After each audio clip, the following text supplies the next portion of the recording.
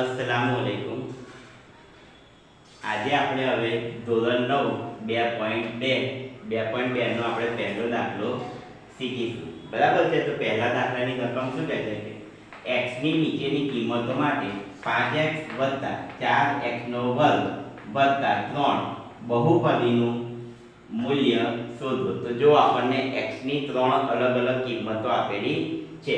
તો જો પહેલા દાખલામાં લઈશું x બરાબર 0 લેતા, બીજો દાખલો શું છે તો કે x બરાબર -1 લેતા, અને ત્રીજો દાખલો શું છે x બરાબર 2 લેતા. તો હવે આપણે પહેલો દાખલો ગણવાની શરૂઆત કરીએ. તો જ્યાં આગળ x હોય ત્યાં આગળ આપણે પહેલા દાખલામાં શું કહે છે કે 0. તો જ્યાં આગળ x હોય ત્યાં આગળ આપણે શું મૂકવાનું છે? હવે તો 0 મૂકી અને દાખલો ગણવાની શરૂઆત કરીશું. તો લખીશું p. હવે જો અહીંયા x છે એટલે શું થઈ જશે 0. બરાબર. હવે જો આ 5 આ x છે તો x આગળ આપણે લખી દઈશું 0, ઓછાના ઓછા.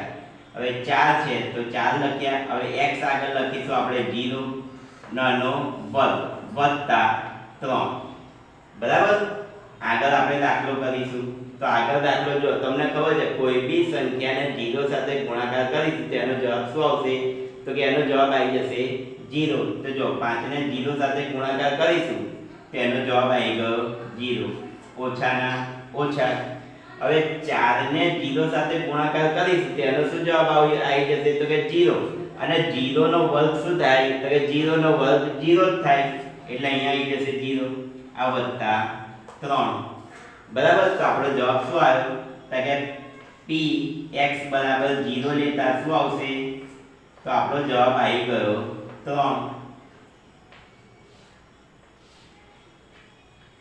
એ જ રીતે હવે x બરાબર આપણે શું લઈશું? -1. તો જ્યાં આગળ આપણને x દેખાય ત્યાં આગળ આપણે શું કરીશું? તો -1 મૂકી અને દાખલો ગણીશું. તો ચલો ગણીએ. આ p આ x છે એટલે અહીંયા લખીશું -1 બરાબર ના બરાબર. આ 5 છે આ x ની જગ્યાએ લખીશું -1 ઓછાના ઓછા. બરાબર. હવે અહીંયા 4 છે તો 4 આ x ની જગ્યાએ લખીશું -1 અને એનો વર્ગ વત્તા 3. બરાબર. હવે આગળ દાખલો ગણીશું. તો કે 5 એકા 5, પણ 5 કેવો આવશે? માઈનસ. અહીંયા માઈનસ છે એટલે અહીંયા માઈનસ આવશે. બરાબર. આ ઓછાના ઓછા. બરાબર. હવે જો ઓછા 4 તો ખરા. હવે આ 1 નો વર્ગ છે એટલે 1 કેટલી વાર લેવાનો? તો કે 2 વખત. પણ અહીંયા આગળ 2 વખત કેવો આવશે? -1. તો તમે જો -1 નું જો વર્ગ કરીએ તો એનું સાદું રૂપ આપીએ તો આપણે આવું થાય -1 અને -1. બરાબર. એનું સાદું રૂપ આવું થાય. તો આપણને ખબર છે કે ઓછા ઓછા શું થઈ જશે? વત્તા. એટલે આપણે અહીંયા આગળ શું લખીશું? ખાલી 1. બરાબર. કૌંસમાં શું આવશે? ખાલી 1 આવશે. કેમ? કેમ કે આ 1 નો વર્ગ હતો તો આપણે અહીંયા આગળ એનું સાદું રૂપ આપ્યું 1 ના વર્ગનું. તો કેવું થયું? -1 અને -1. તો આપણને ખબર છે કે માઈનસ માઈનસ થઈ જશે પ્લસ. એટલે આ 1 કેવો આવી જશે? પ્લસમાં આવી જશે. બરાબર. હવે આ લખીશું વત્તા 3. બરાબર છે.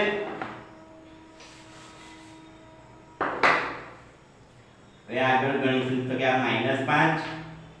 હવે જો 4 એકા 4 તો કે -4 વત્તા 3. તો અહીંયા આવશે વત્તા 3. આગળ હવે આપણને ખબર છે કે ઓછા ઓછા શું થશે? વત્તા.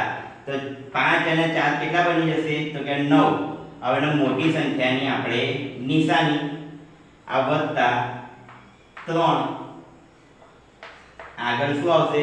તો જો -9 માંથી વત્તા 3 જશે તો 9 માંથી 3 જશે તો રહેશે 6.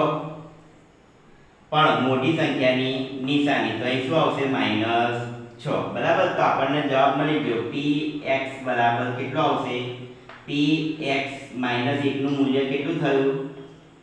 બરાબર -6. બરાબર. હવે એ જ રીતે આપણે ત્રીજો દાખલો ગણીશું. તો ત્રીજા દાખલામાં શું કહે છે કે x બરાબર 2 લેતા. એટલે જ્યાં આગળ આપણને x દેખાય ત્યાં આગળ આપણે કઈ રકમ મૂકી દેવાની છે તો 2 મૂકવાના છે બરાબર તો મૂકીએ p છે અહીંયા x છે તો x ની જગ્યાએ આપણે શું લેવાનું છે 2 તો એ લખી દઈશું 2 બરાબર ના બરાબર આ 5 ના 5 હવે પાછો x આવ્યો તો x બરાબર 2 ઓછા આ 4 હવે x તો x બરાબર 2 અને એનો વર્ગ વત્તા 3 બરાબર આપણે x ની જગ્યાએ કિંમતો મૂકી દીધી હવે આગળ ગણીશું તો શું છે 5 દુ 10 તો અહીંયા લખીશું 5 દુ 10 ઓછા આ 4 ના 4 હવે જો 2 નો વર્ગ તો કે 2 નો વર્ગ કેટલો થશે તો 2 નો વર્ગ થશે 4 તો આપણે અહીંયા લખીશું 4 આ વત્તા 3 બરાબર હવે આગળ દાખલો ગણીશું તો આગળ દાખલો શું છે જો આ 10 ના 10 ઓછા આ 4 અને કૌંસમાં 4 હવે 4 અને 4 કૌંસમાં 4 છે એટલે શું થશે બેનો ગુણાકાર તો ચોકે ચોકે 16 વત્તા 3 બરાબર છે હવે જો આ 10 વત્તા છે અને આ 3 પણ કેવા છે વત્તા છે એટલે શું થશે 10 ને 3 13 આ 10 વત્તા છે અને આ 3 છે એ પણ વત્તા છે એટલે શું થશે કે 10 ને 3 13 ઓછા આ 16 બરાબર હવે જો 13 માંથી 16 ઊંધી બાદ બાકી છે બરાબર છે એટલે આપણે આમ લખીએ 16 માંથી 13 તો 16 માંથી 13 જાય તો 3 અને મોટી સંખ્યા આગળ કઈ નિશાની છે તો કે માઈનસ તો અહીંયાથી આવશે -3 બરાબર તો આપણને જો x બરાબર 2 લેતા જવાબ શું મળ્યો તો કે 3 એટલે આપણે લખી દઈશું કે p બરાબર 2 લેતા x બરાબર તો આપણને જવાબ શું મળે છે -3 બરાબર છે આ રીતે આપણે પ્રશ્ન નંબર 1 પૂર્ણ કર્યો બરાબર તમે જોઈ શકો છો કમ્પ્લીટ આપણે પ્રશ્ન નંબર 1 પૂર્ણ કર્યો છે હવે અમારા ગુજરાતી મીડિયમ તથા અંગ્રેજી મીડિયમના ઓફલાઈન ટ્યુશન માટે તમે બોર્ડ ઉપર આપેલા નંબર ઉપર અમારો સંપર્ક કરી શકો છો અસ્સલામુ અલૈકુમ